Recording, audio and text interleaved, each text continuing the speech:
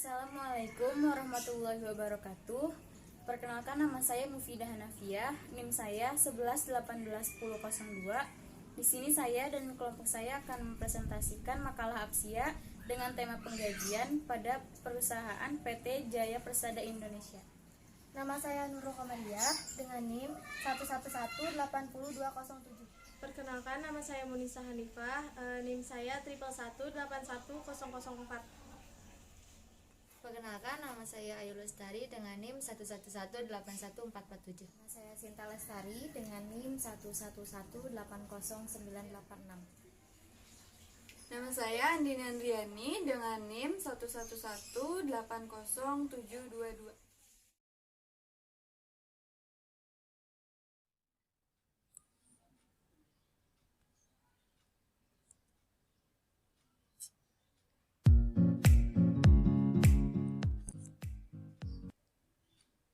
Pendahuluan. Menurut Mulyadi, dalam Agatha 2018, gaji umumnya merupakan pembayaran atas penyerahan jasa yang dilakukan oleh karyawan yang mempunyai jenjang jabatan manajer. Sedangkan upah umumnya merupakan pembayaran atas penyerahan jasa yang dilakukan oleh karyawan pelaksana atau buruh. Umumnya gaji dibayarkan secara tetap per bulan, sedangkan upah dibayarkan berdasarkan hari kerja, jam kerja, atau jumlah satuan produk yang dihasilkan. Maksud dan tujuan. Maksud penulisan tugas sistem informasi akuntansi ini adalah yang pertama, untuk mengetahui alur kerja sistem penggajian karyawan PT Jaya Persada Indonesia. Yang kedua, untuk mengetahui permasalahan yang ada di sistem penggajian PT Jaya Persada Indonesia. Yang ketiga, untuk memberikan rekomendasi berupa pengembangan sistem dari manual menjadi terkomputerisasi sehingga sistem penggajian di unit tersebut dapat berjalan dengan baik.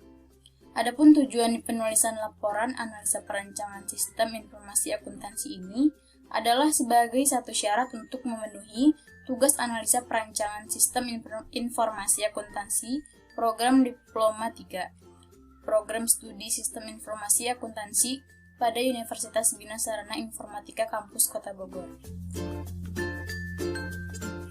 Metode pengumpulan data. Di sini ada 3 cara. Yang pertama, wawancara, melakukan tanya jawab dan diskusi tentang sistem penggajian dengan saudara Tommy Roger sebagai bagian keuangan pada PT Jaya Persada Indonesia untuk membantu perolehan data yang diperlakukan pada permasalahan sistem penggajian di PT Jaya Persada Indonesia. Yang kedua, ada observasi, yaitu melakukan penelitian tentang sistem penggajian di PT Jaya Persada Indonesia yang bertempat di Jakarta. Yang ketiga, studi pustaka, mempelajari sistem yang digunakan dalam pembuatan sistem aplikasi penggajian pegawai dan pengimplementasiannya dengan membaca buku-buku, artikel, melihat di internet, dan sumber-sumber lainnya. Proses bisnis sistem berjalan. Yang pertama, pengajuan anggaran. Bagian accounting menerima form ajuan anggaran dari HRD. HRD membuat ajuan tersebut berdasarkan kehadiran kontrak kesepakatan. Lalu cash flow control. Form ajuan anggaran yang diterima tersebut diserahkan kepada manajer dan ketua untuk mendapatkan persetujuan pengeluaran anggaran dengan menerbitkan sertifikat pembayaran. Lalu pencairan anggaran.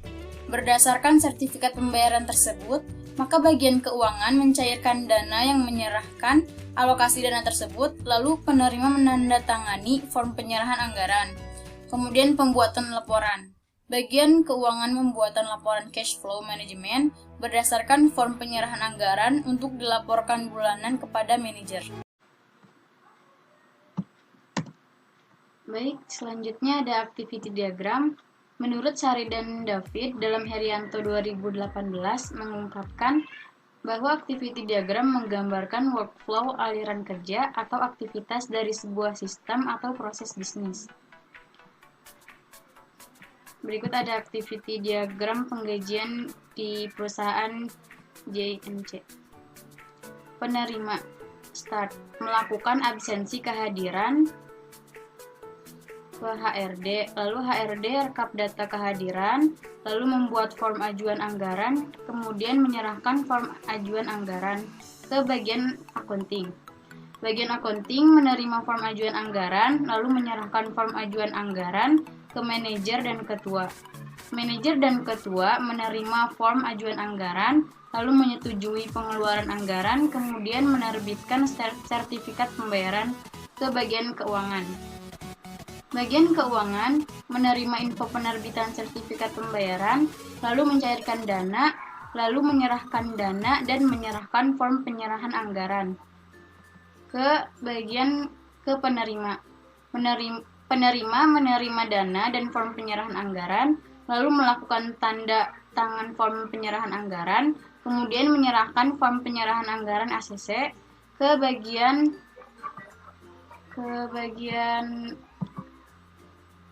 keuangan. Bagian keuangan menerima form penyerahan anggaran ACC, lalu membuat laporan cash flow manajemen, kemudian menyerahkan laporan cash flow manajemen ke manajer dan ketua.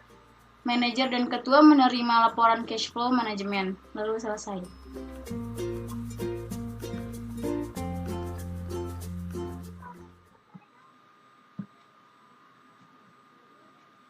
Baik, di sini saya akan menjelaskan mengenai dokumen masukan. Ada form ajuan anggaran, nama dokumennya form ajuan anggaran, fungsinya sebagai surat ajuan anggaran, sumbernya HRD, tujuannya bagian accounting, medianya kertas, jumlahnya 1 lembar, frekuensinya terjadi saat pengajuan anggaran, bentuknya lampiran A.1. Ini bentuk lampirannya, formulir pengajuan anggaran. Selanjutnya dokumen keluaran. Di sini ada form penyerahan anggaran. Nama dokumennya form penyerahan anggaran. Fungsinya sebagai bukti penyerahan anggaran. Sumbernya bagian keuangan. Tujuannya untuk penerima. Medianya kertas dan jumlahnya 1 lembar. Frekuensinya pada saat pencairan anggaran. Bentuknya lampiran B.1. Nah, ini untuk lampiran formulir penyerahan anggaran. Lanjut ke dokumen keluaran. Yang kedua ada cash flow management. Nama dokumennya laporan cash flow management. Fungsinya sebagai bukti laporan arus kas. Sumbernya bagian keuangan. Tujuannya untuk manajer. Medianya kertas. Jumlahnya 1 lembar. Frekuensinya setiap 1 bulan. Bentuknya lampiran B.1. Nah, ini untuk lampiran laporan cash flow management. Ada permasalahan pokok. Permasalahan yang terjadi pada penggajian PT Jaya Persada Indonesia atau JPI. 1.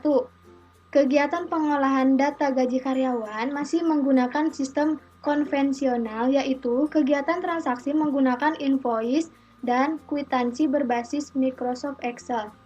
2.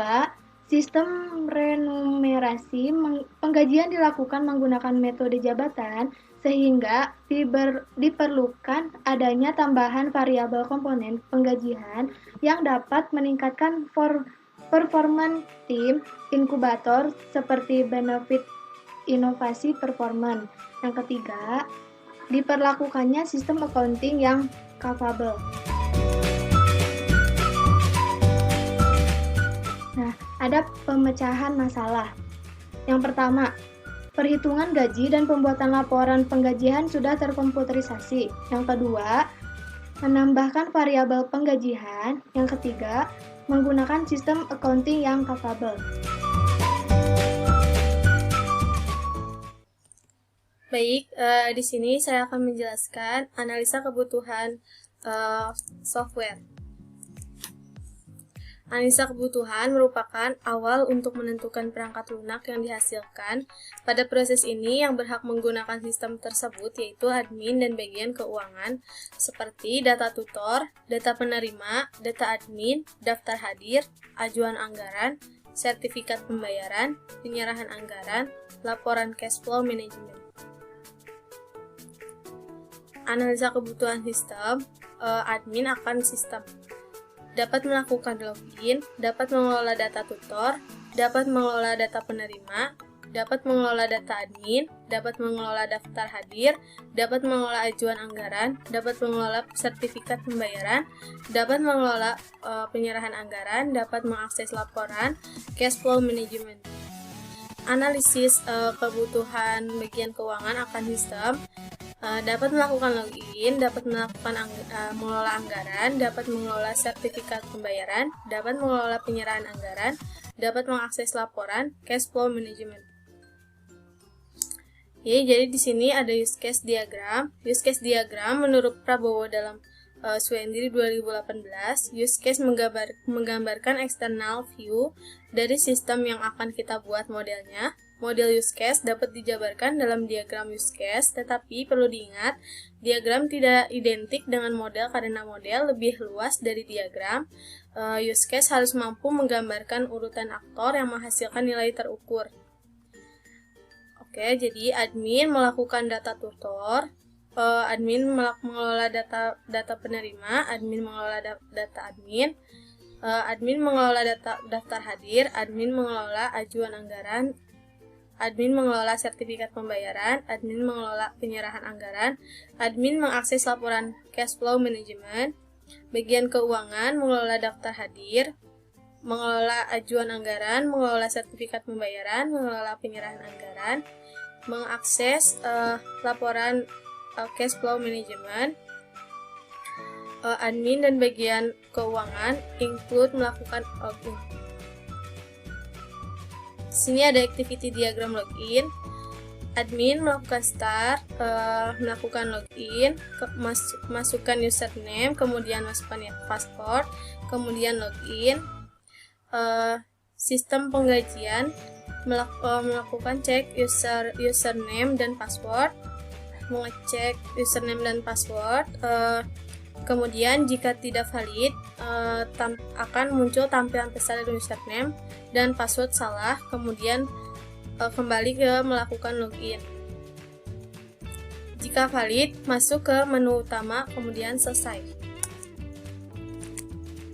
Dan di sini activity diagram tutor, start, klik menu data tutor, kemudian sistem menampilkan form data tutor, kemudian memberikan pilihan, kemudian admin menentukan pilihan.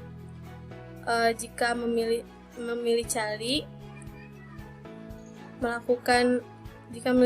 melakukan input kode tutor. Jika memilih tambah, kemudian melakukan input data tutor. Jika melakukan input data tutor, sistem akan memproses perubahan data. Jika option memilih iya, kemudian proses simpan. Jika perubahan data memilih tidak, proses batal, kemudian form data tutor selesai. Memilih cari, melakukan input kode tutor, kemudian sistem memproses cari kode tutor, dan ada option jika tidak valid, menampilkan pesan data tidak ketemu, kemudian kembali ke melakukan input kode tutor. Jika valid, menampilkan data tutor, kemudian option edit. Jika memilih ya, memproses perubahan data. Jika memilih option tidak, akan ada option hapus. Jika iya, memproses hapus data, kemudian from data tutor selesai. Jika hapus memilih tidak, langsung ke form data tutor selesai. Activity diagram anjuran seperti ini, admin, start, kemudian klik menu ajuan anggaran, kemudian melakukan input ajuan anggaran, kemudian pilih jika memilih tombol cancel, sistem penggajian menampilkan form ajuan anggaran. Jika admin memilih tombol tambah, sistem pengajian menampilkan tabel ajuan anggaran dan akan tampil option hapus. Jika ia memproses hapus data, kemudian form ajuan anggaran selesai. Jika tidak, langsung ke form ajuan anggaran kemudian selesai. Baik, di sini saya akan menjelaskan tentang Entity Relationship Diagram atau ERD. Yang pertama itu ada ajuan anggaran. Ajuan anggaran itu filenya meliputi jumlah, KD underscore ajuan, sifat underscore ajuan, tanggal underscore ajuan, data underscore pengajuan, dan peruntukan underscore anggaran. Ajuan anggaran menghasilkan sertifikat pembayaran yang fieldnya itu meliputi terbilang, KD underscore admin, nilai underscore pekerjaan, KD underscore proyek, KD underscore ajuan, prosentase underscore pekerjaan, NM underscore pekerjaan, sub, dan total. Lalu sertifikat pembayaran diinput oleh admin dengan field no underscore telepon, NM underscore admin, alamat underscore admin, email, dan KD underscore admin. Sertifikat pembayaran memiliki potongan. Potongan itu fieldnya meliputi sub, KD underscore proyek, termin underscore 4, termin underscore 3, termin underscore 2, termin underscore 1, PPh 23, PPN, dan uang muka. Lalu sertifikat pembayaran juga menghasilkan penyerahan anggaran yang fieldnya meliputi nilai underscore RP, tanggal underscore penyerahan, detail, lalu KD underscore penerima, dan KD underscore proyek. Nah, lalu penyerahan anggaran itu diterima oleh si penerima, yang fieldnya itu meliputi KD underscore penerima, NM underscore penerima, nomor telepon underscore penerima, email penerima underscore penerima, dan alamat underscore penerima. Lalu di sini ada daftar hadir. Daftar hadir itu fieldnya meliputi KD underscore hadir, KD underscore tutor, tanggal underscore training, master TR underscore tutor, dan yang terakhirnya keterangan. Lalu daftar hadir itu mempunyai tutor. Nah, si tutor ini memiliki field berupa email, HP, alamat underscore domisili, alamat underscore KTP, NM underscore tutor, dan KD underscore tutor.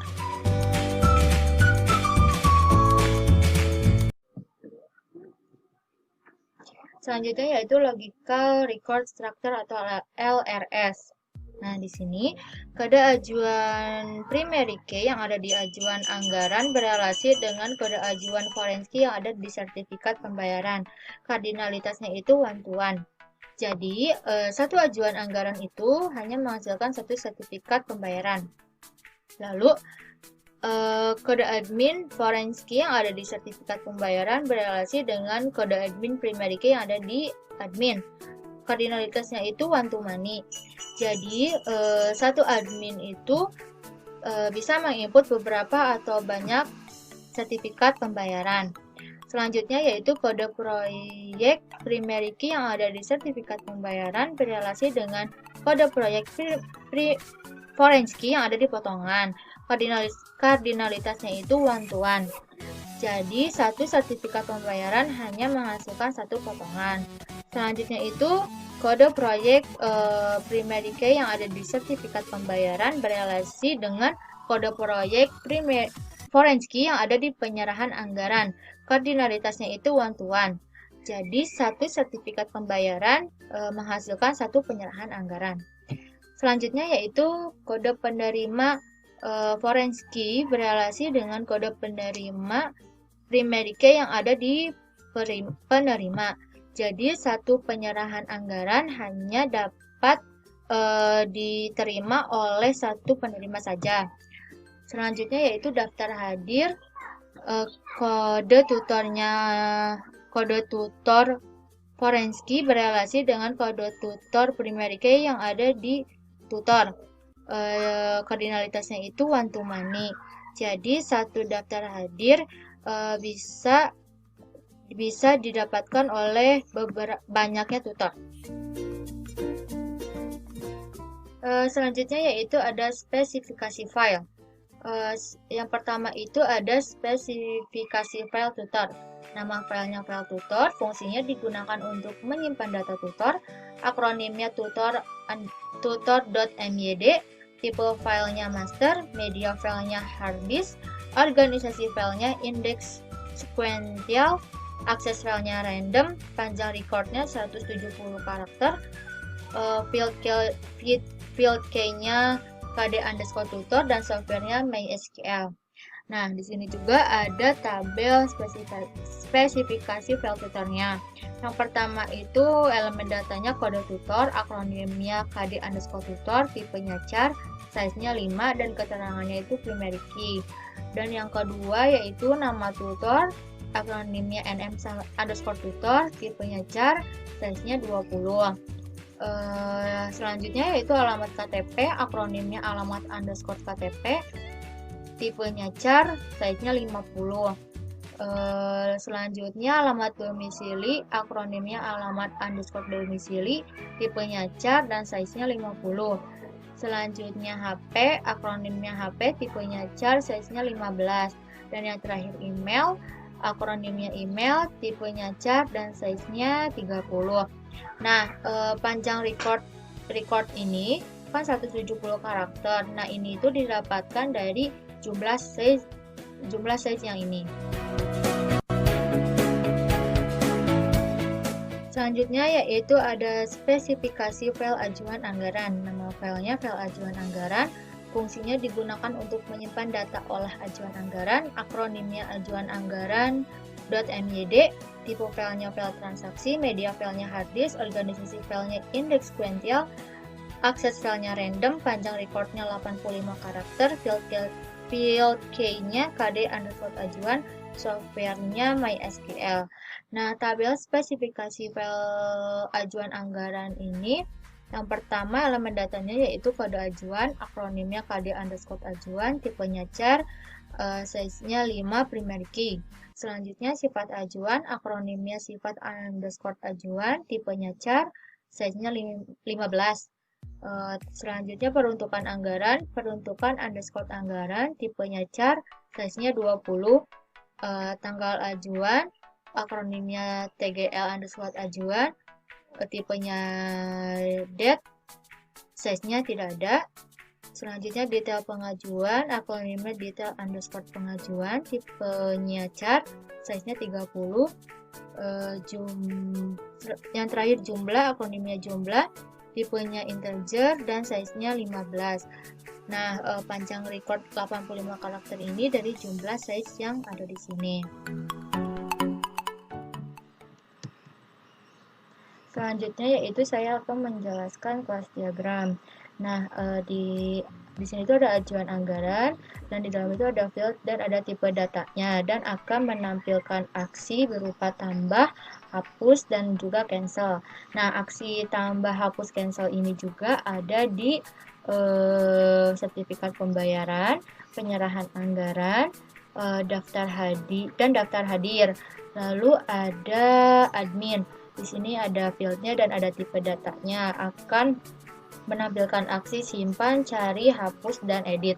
Nah, aksi simpan, cari, hapus, edit ini juga ada di penerima dan juga tutor. Nah, di potongan ini tidak ada aksi karena hanya ditampilkan tabelnya saja.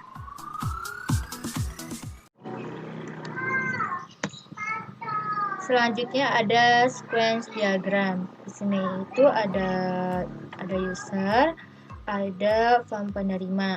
Nah, form penerima itu terdapat kode penerima, nama penerima, alamat penerima, nomor telepon penerima, dan email penerima. Dan nanti bisa disimpan dan juga dicari. Lalu ini semua nilai-nilainya ini menuju kontrol penerima. Nah, di kontrol penerima itu nanti nilai-nilai itu diambil dan ditampilkan di data penerima. Nah, nanti nilai-nilainya itu bisa diedit dan juga dihapus. Lalu ada sequence diagram yang admin. Di sini ada user, ada from admin. From admin itu terdapat kode admin, nama admin, alamat admin, nomor telepon, dan email, dan nilai-nilainya ini nanti bisa diedit dan juga dicari. Lalu nilai-nilai ini menuju kontrol admin. Nah, di kontrol admin ini nanti nilai-nilainya akan diambil dan ditampilkan di data admin. Nah, nilai-nilainya itu nanti bisa diedit dan juga dihapus. Baik, untuk selanjutnya di sini saya akan menjelaskan untuk user interface. Yang pertama itu ada login. Untuk tampilannya seperti ini. Silakan login, masukkan username dan password. Lalu setelah dimasukkan username dan password, lalu klik login. Untuk selanjutnya yaitu ada user interface. Ini untuk tampilan home-nya. Di sini ada 4. Yang pertama home, yang kedua master data, yang ketiga transaksi, dan yang keempat laporan. Untuk master data berisi tutor, penerima dan admin. Untuk transaksi berisi daftar hadir, ajuan anggaran, sertifikat pembayaran, dan penyerahan anggaran. Untuk di laporan itu ada cash flow management. Untuk selanjutnya user interface tutor. Untuk tampilannya seperti ini. Di sini ada data master tutor. Yang pertama kode tutor, nama tutor, alamat KTP, alamat domisili, nomor HP tutor, dan email tutor. Setelah diisi semuanya, di sini bisa langsung disimpan. Setelah disimpan, untuk tampilannya seperti ini. Ada kode tutor, nama tutor, alamat KTP, alamat domisili, nomor HP tutor, email tutor, dan action. Untuk di action sendiri, di sini ada hapus dan edit. Untuk selanjutnya, yaitu user interface sertifikat pembayaran. Tampilannya seperti ini. Di sini ada kode proyek, kode ajuan, nama pekerjaan, nilai pekerjaan, potongan, uang muka, PPN, PPh 23, termin 1, termin 2, termin 3, termin 4, dan subtotal potongan. Lalu ada total, terbilang, kode admin. Setelah diisi semuanya, bisa di-save atau di-cancel. Untuk kode proyek sendiri, di sini bisa diklik, langsung diklik aja. Dan untuk tampilannya seperti ini, langsung terhubung ke user interface potongan. Untuk di potongan, di sini berisi kode proyek, uang muka, PPN, PPh 23, termin 1, termin 2, termin 3, termin 4, dan total potongan. Selanjutnya, di sini ada deployment diagram, yaitu diagram yang digunakan memetakan software ke processing node. Untuk tampilannya seperti ini, di sini ada web service yang terkoneksi ke web aplikasi yang kita buat untuk judulnya penggajian, lalu terkoneksi ke database SQL, dan terkoneksi ke exam. Untuk di exam sendiri, di sini ada 2. Yang pertama CSS JavaScript dan web browser yang terkoneksi ke web browser dan terhubung ke device printer. Untuk selanjutnya di sini saya akan menjelaskan mengenai implementasi. Untuk yang pertama ada code generation. Nah, di sini ada codingan dari sertifikat pembayaran. Akan dibahas sedikit mengenai codingannya. Yang pertama ini adalah directive page import. Kemudian di sini ada script.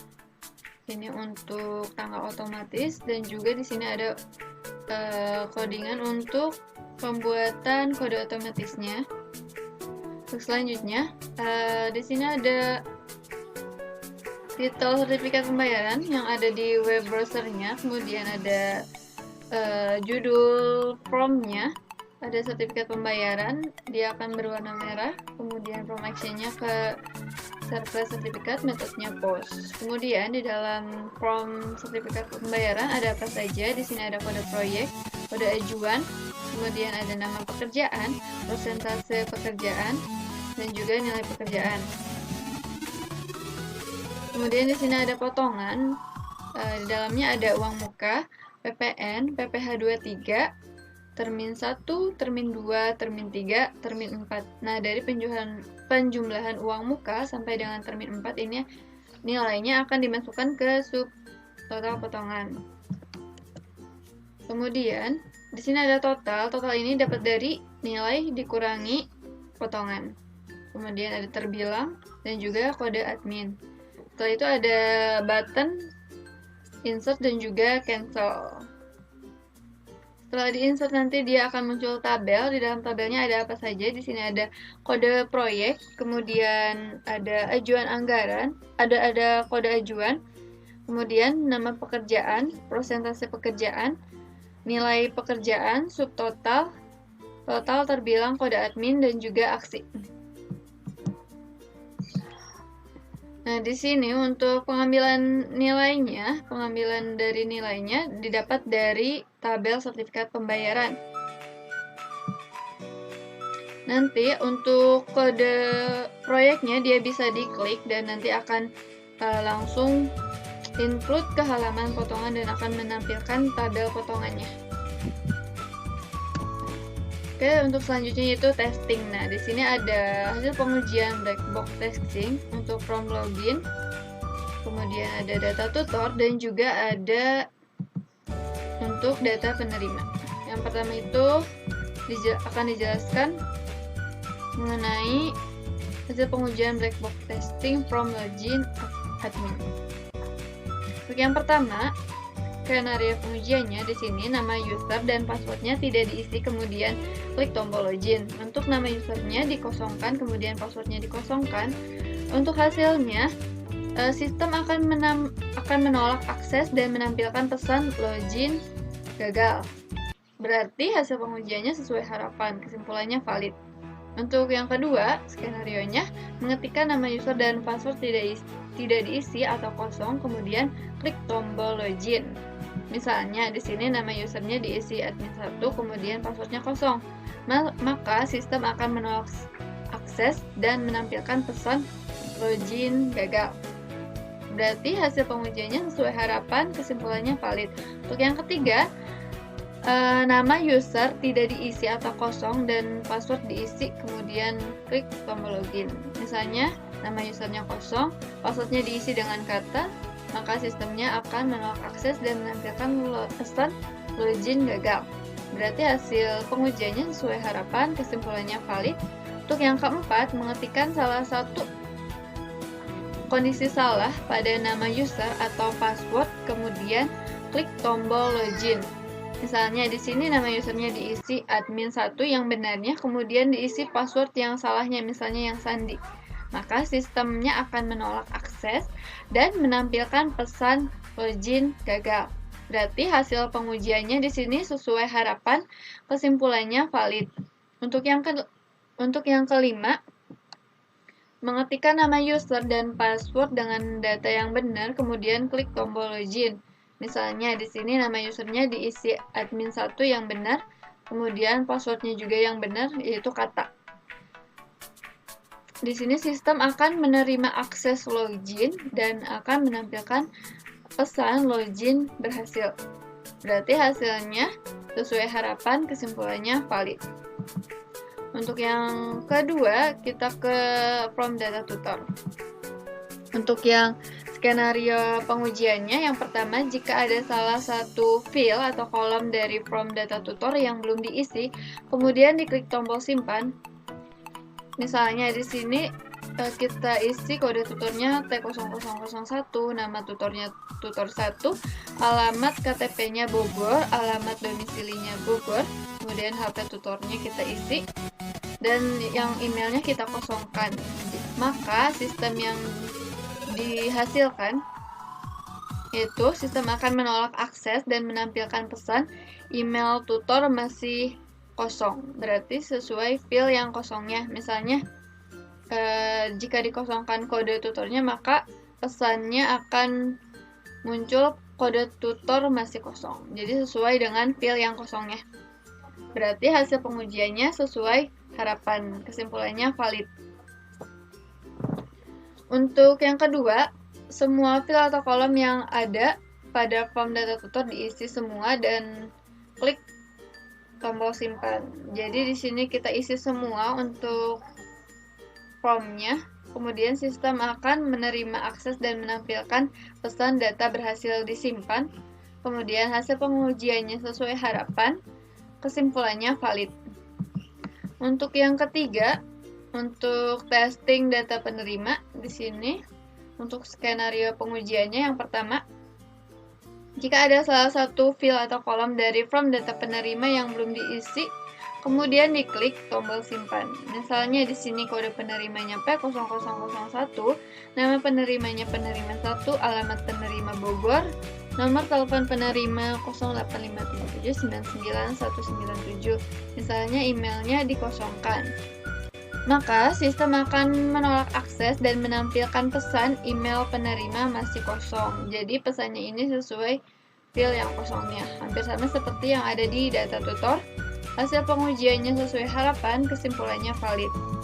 Untuk yang kedua, semua field atau kolom yang ada pada form data penerima diisi semua dan kemudian diklik tombol simpan.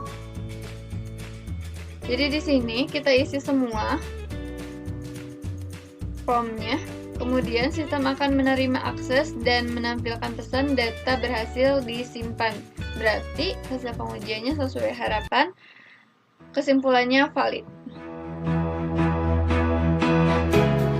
Nah, untuk yang selanjutnya itu ada spesifikasi hardware dan softwarenya. Di sini sistem operasinya menggunakan Microsoft Windows 10. Prosesornya AMD E2, RAM-nya 4GB, harddisknya 500GB, monitornya 14 inci, keyboardnya Asus X43U, printernya Canon IP2770, mouse-nya standar. Kemudian di sini software yang digunakan ada bahasa pemrograman JavaScript, DBMS, NetBeans IDE 8.1 dan juga MySQL. Kemudian, untuk selanjutnya, penutup. Di sini ada kesimpulannya. Dari pembahasan mengenai sistem pengajian pada PT Jaya Persada Indonesia JPI Jakarta, penyusun dapat mengambil kesimpulan bahwa semakin berkembangnya teknologi perusahaan akan membutuhkan informasi yang efektif dan efisien. Untuk itu, diperlukan suatu sistem yang terkomputerisasi dengan baik. Dengan memakai sistem yang baru dan telah terkomputerisasi, maka diharapkan dapat mempermudah dalam proses pembuatan laporan gaji. Untuk sarannya, yang pertama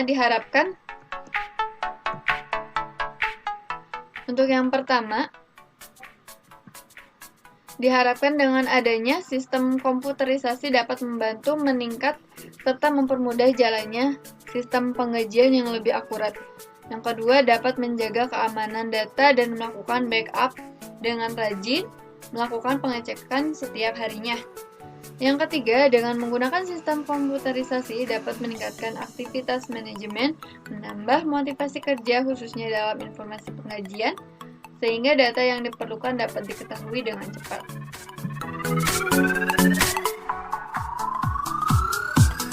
Oke, baik. Terima kasih. Untuk pembahasannya sudah selesai. Untuk selanjutnya akan dibahas mengenai jalan programnya.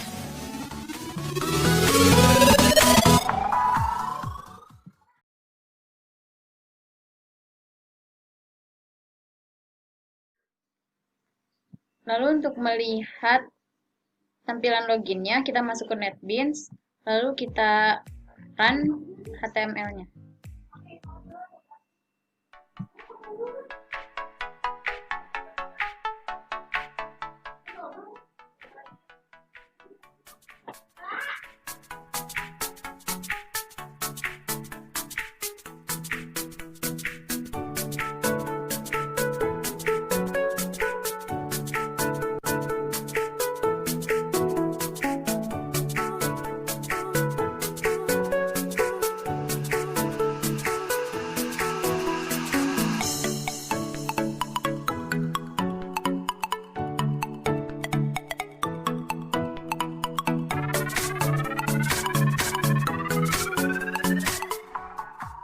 Ini adalah tampilan loginnya. Di sini kita akan memasukkan username yang benar dan password yang benar. Klik admin, lalu kita masukkan password admin 1, misalnya kata login. Maka akan muncul login berhasil. Nah, lalu kita mencoba masukkan username dan password yang tidak sesuai. Lalu ini sudah masuk ke beranda karena tadi username dan passwordnya sesuai. Lalu kita coba untuk username yang tidak sesuai. Sini kita masukkan admin 2. Masukkan password yang admin 1, kata. Akan muncul login gagal. Lalu akan kembali ke halaman index_1.html. Baik, selanjutnya ini tampilan untuk codingan beranda. Kita run dulu.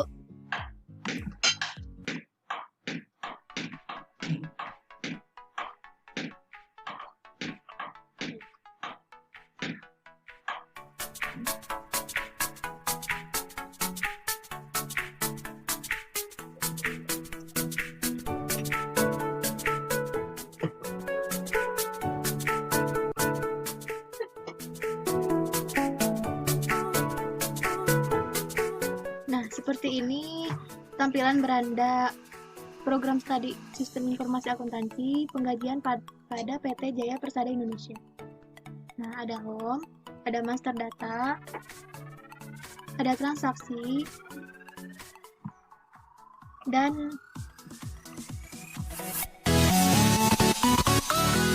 ada laporan.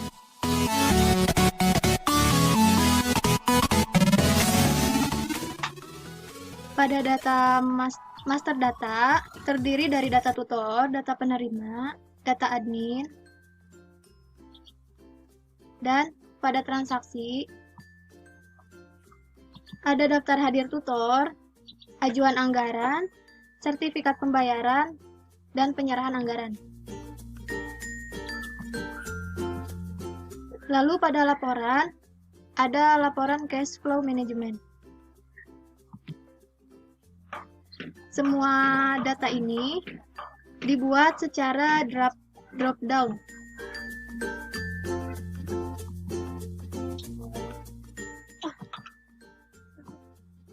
Dan pada samping kanan atas ada logout untuk keluar. Kita langsung ke programnya saja. Nah, ini ada tampilan berandanya. Kita langsung ke master datanya. Yang pertama yaitu data tutor. Nah, sini kita lihat dulu data yang di bawah. Nah, dan di sini saya akan membuat data baru. Misalnya T0004. Nama tutornya Ayu, alamat KTP-nya Bogor,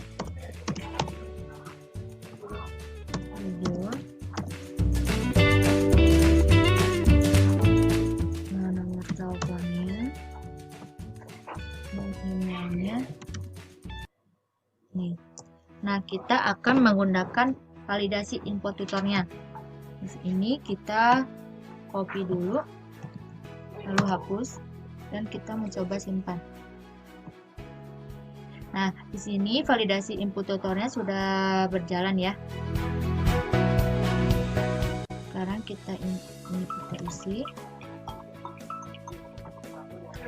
Selanjutnya yaitu nama tutornya. Kita copy terus kosongin, lalu simpan. Nah, validasi input tutornya sudah berfungsi untuk nama tutor.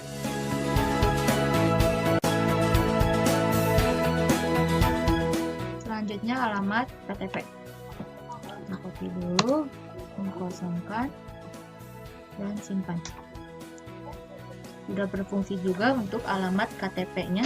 Di sini ada bacaan alamat KTP masih kosong. Selanjutnya yaitu alamat domisili.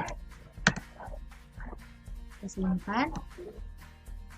Sama, sudah berfungsi validasi info tutornya.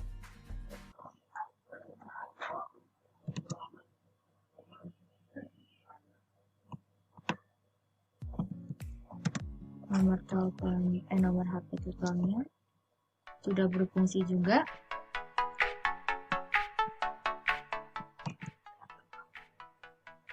Terakhir email. Oke.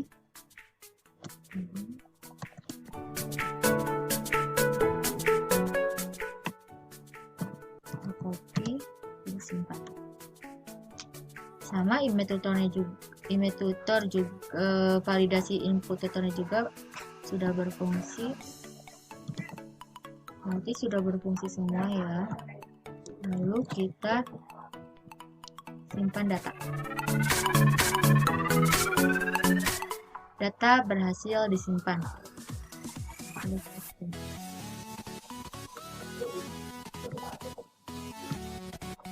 Di sini sudah ada T004 Ayu, nama tutornya Ayu, alamat KTP-nya Bogor, alamat domisili Bogor, nomor HP tutor, sama email tutor. Di sini kita akan mencoba mengedit. Kita edit alamat KTP-nya menjadi Bekasi. Dan alamat domisilinya juga Bekasi. Kita simpan. Data berhasil diganti.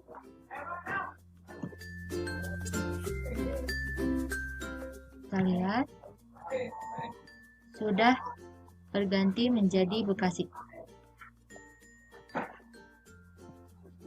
Lalu kita akan mencoba aksi hapusnya. Kita hapus. Dan data berhasil dihapus.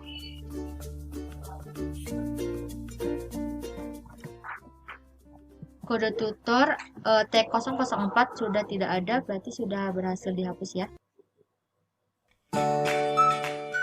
Selanjutnya kita langsung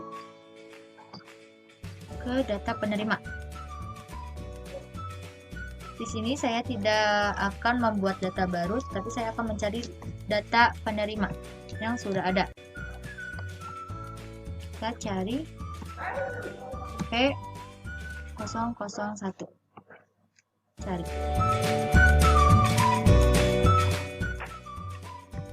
Dan hanya menampilkan P001, nama penerimanya Ilustari, alamat penerimanya Senang Barang, nomor teleponnya sekian-sekian, dan email penerimanya sekian-sekian. Kita mencoba untuk mengedit ya.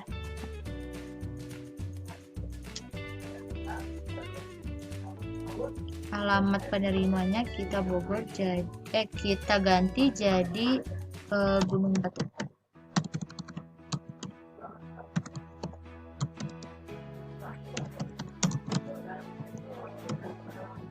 Kita simpan.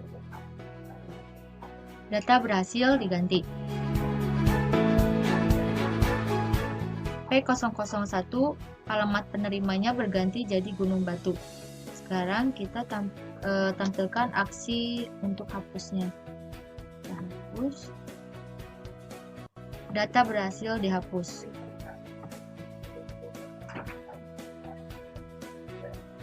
Kode penerima P001 sudah tidak ada. Itu artinya datanya sudah berhasil dihapus. Selanjutnya kita ke data admin.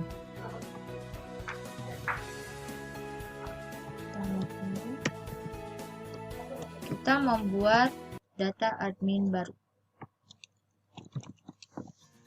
A003 nama adminnya Hana, alamatnya Gunung Batu, nomor teleponnya ini. Kita simpan. Data berhasil disimpan.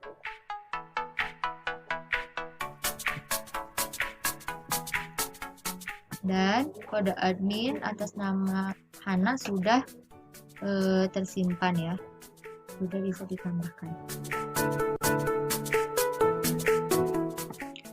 Oke, baik. Untuk penjelasan data masternya sudah selesai ya.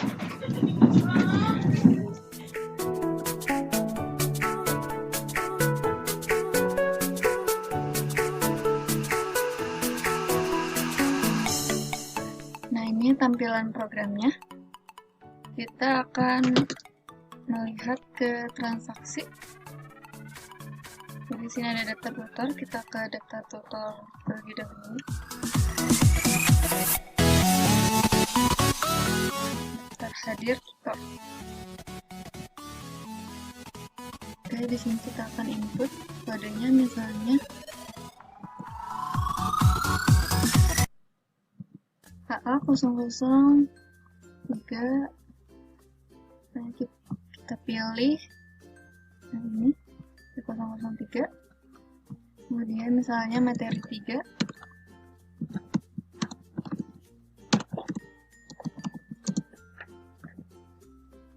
keterangannya hadir, kita tambah, data berhasil ditambah. Di sini ada aksi hapus, kita coba hapus.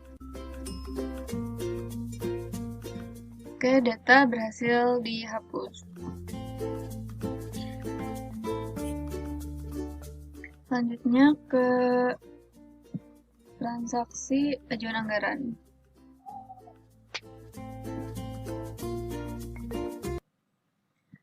Misalnya di sini sudah ada datanya sampai 6. Ini kita input yang udah langsung muncul, kode otomatisnya AJ007. Misalnya di sini sifat ajuannya urgent, peruntukan anggarannya beban gaji, tanggal ajuannya kode otomatis, udah otomatis tanggalnya. Misalnya detail pengajuannya penggajian karyawan,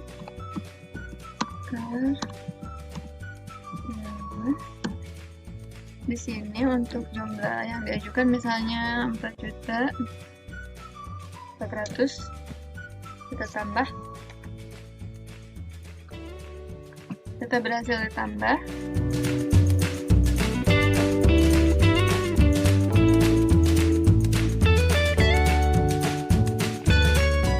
Oke, di sini udah ada AJ007. Kita langsung ke transaksi sertifikat pembayaran yang telah dibahas. Di sini kode proyeknya SP007. Misal kita pilih yang tadi, yang AJ007, misalnya nama pekerjaannya proyek 7.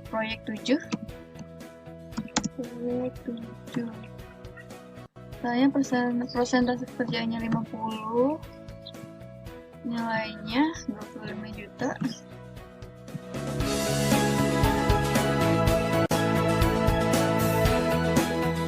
Kemudian di sini uang mukanya misalnya 5 juta.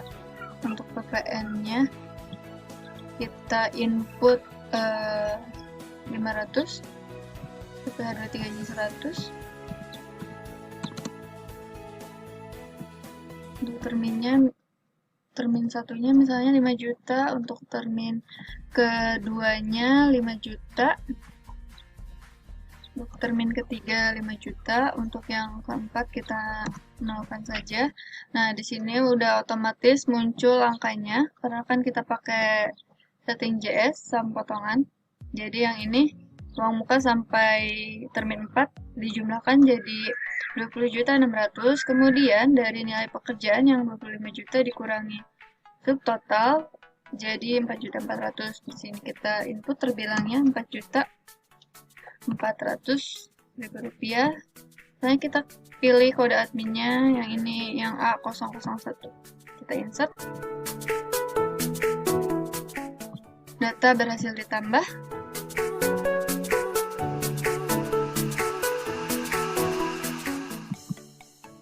Nah, di sini udah ada SP007 yang tadi 4.400.000. Rp100.000. Nah, di sini kita coba klik SP007-nya, dia akan ke halaman potongannya yang telah tadi kita input di sini. Jadi di sini SP007 totalnya 20.600.000 dari SP007. Kemudian yang terakhir ada penyerahan anggaran. Nah, di sini kita pilih proyeknya. Misalnya yang ini yang terakhir tadi kita input SP007 proyek 7. Kita pilih penerima. Misalnya di sini P003. Coba kita sini. Soalnya dia udah ada, jadi kita harus buat dulu coba ya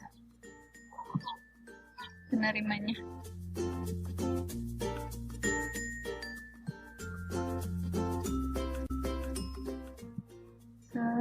Di sini P006, P007 misalnya di sini. Ini di sini Bogor.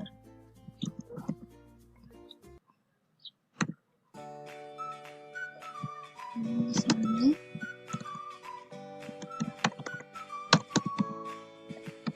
ini.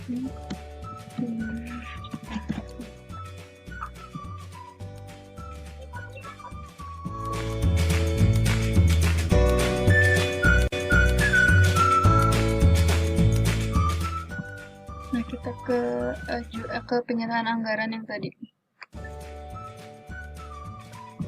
Nah, tadi kita pilih proyeknya terlebih dahulu, SP007, kita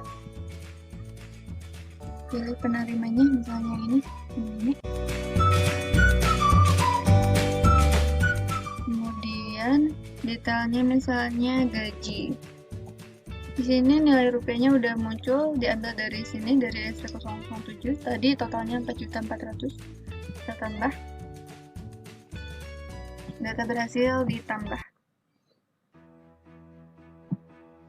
Oke, udah masuk datanya. SP007, kode penerima P007. Nilai rupiahnya 4.400.000. Tanggalnya 2020, 06.30. Gaji. Untuk detailnya gaji, kemudian aksinya bisa dihapus. Untuk transaksi selesai. Ini untuk berandanya sudah di-run, tampilannya seperti ini. Selanjutnya ke laporan cash flow management. Untuk tampilkan laporan cash flow management berdasarkan bulan dan tahun, masukkan bulannya, itu ada pilihan dari Januari sampai Desember. Kita akan tampilkan bulan Juni, untuk tahunnya tahun 2020.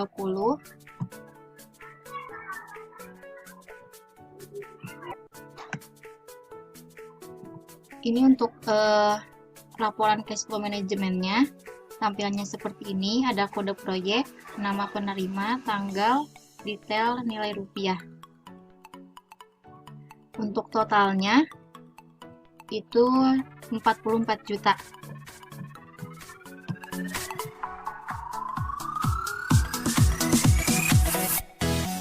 Baik, untuk presentasi dari kelompok 4 sudah selesai. Terima kasih, mohon maaf apabila banyak kekurangan. Wassalamualaikum warahmatullahi wabarakatuh.